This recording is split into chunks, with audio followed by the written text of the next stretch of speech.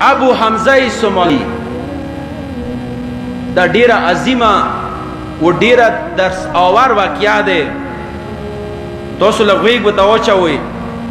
ابو حمزه سومالی دی ای چې جمعې سوي باندې څلورم مولا سره روان شولم. چې کله مو مسجد کې لمونځ وکړو، ابو حمزه سومالی هغه شخصیت دی چې د اسلام لیارې کې درې زمن شهیدان ورکړ. خود مفسر قرآن و، څلورم امام، پنځم امام، شپږم امام، اووم امام زمانه یې لیدلې. تنخ نه وی شوي. خوندوره واقعه دی، لږ ښه غوږ ورته واچوئ. ابو حمزه سومالی دی چې مولا سره روان شولم. مولا د غلامانو نه و غلام ته یې چې تا ته پاته دی نن سبا د چی دی؟ و دی چې مولا مو ته پاته دی نن جمعې سبا دی. مولا د دی خو نن چې ما کور ته چوکاس ولګار رچی ستونی نه کې. ابو حمزه سومالی د دی چې مولا لیس کل سائل مستحقا، هر یو سائل خو مستحق نه دی، هر یو سوالګار خو مستحق نه دی کېدای شي یو موړ سړی راشي هغه یې چې ما ته چې راکړه هغه ته یې اویر کړي. مولا د ته یې هغه ته یې اویر کړه. مولا ویلې چې زه نه غواړم چې د حضرت یوسف پلار حضرت یعقوب غوندې کې بلا کې پرېوځم. ما درته ویله چې کوم سړی د غریب اواز نه واوري هغه چې کې پرېوځي بلا کې. خدای د حضرت یعقوب له بلا څه وه؟ مولا د ته یې چې یوه شپې باندې توجه د نه غواړم. مولا اوس چې کوي ابو حمزه سومالی ته د حضرت یعقوب له کیسه به یې نه وي. ورته چې یوې شپې باندې حضرت یعقوب غوښه پخلي وه. غوښه یې پخلي وه، مړی باندې ناست و.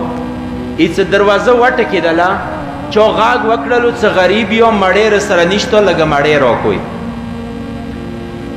دغه وخت کې حضرت یعقوب توجه ونه کړلو. توجه یې څه ونه کړو؟ د روایت کې داسې جمله راغلې فلم تصدقوه.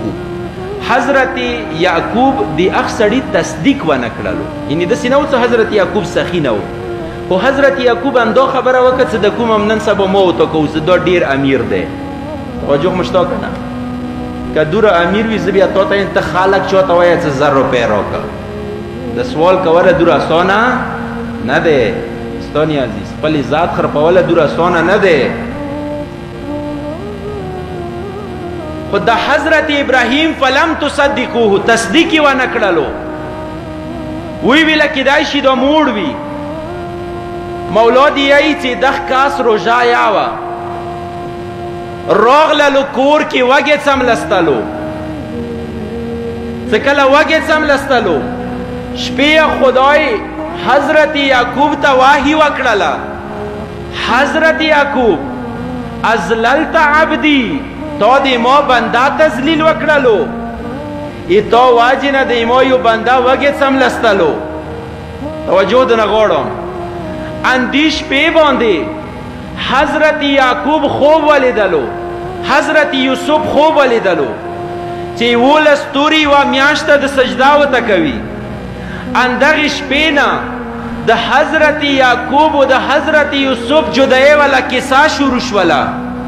مولا دی آئی چې 30 سال نه زیات حضرت یعقوب حضرت یوسف نه جدا شولو. هغه د سترګو تورې سپین شولو، سترګو نظیر ختم شولو.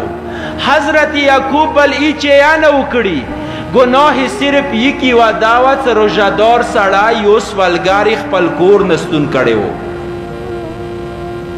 داسې نه وي چې ما ورته کور ته چوک راشي ما ورته یې وي چې دا خو ډېر امیر دی، و قیامت پرېځي خدای بیا ما ورته نه چې کوي پوښتنه کوي. وایي ما ورته خلو کې وطن کې بازار کې ځنه عزتدار خلک دي، کیدای شي هغه سپینې جامې چولی وي، کیدای شي هغه ښه بټان چولی وي، خو هغه سره پیسې نه وي دوستان عزیز.